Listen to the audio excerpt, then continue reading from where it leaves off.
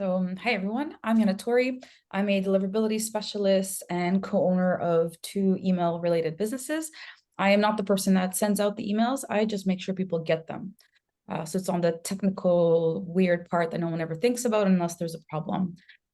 If you want to know something that's a little bit more precise than sender score or mail tester, one of the things you can do is an inbox placement test. So the way that inbox placement tests work is that the system will give you a list of email addresses. You send a campaign or from your inbox directly to that list that has been provided. And though that list is owned, like the email addresses and inboxes are owned by the company. So what they do is that they let you know where the emails have landed. Now, it's important to understand as well that this is also not as precise as, Google Postmaster, which is like a credit score from Equifax, instead of just, calculating your salary and how much money you have saved up and how many bills you skipped the last couple of months.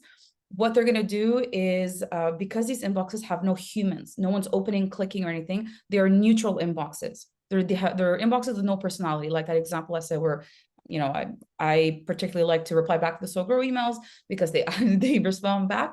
So therefore they go to inbox, kind of the same thing here. And you can do with the different providers that are on your list, of course. If you want to test, like we have French providers, if you're not sending to France, it might say it's going to spam just because they don't know you. When you see this information, it is time, first thing you do, you clean your list.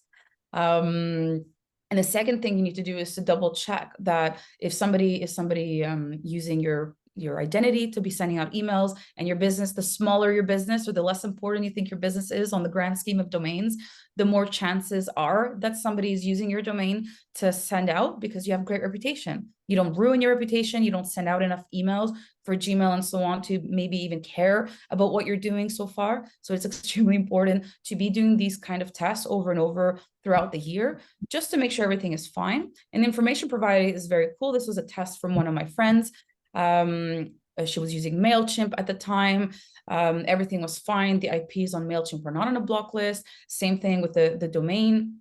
And it's important to understand that if MailChimp is on a block list, they will take care of it. So you don't have to worry about that. Worry about your own domain.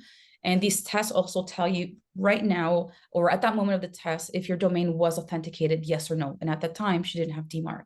So it is important to do this a couple of times a year, because sometimes you may blame your strategy, your marketing, the subject line, and that wasn't the case. The problem was no one got the email.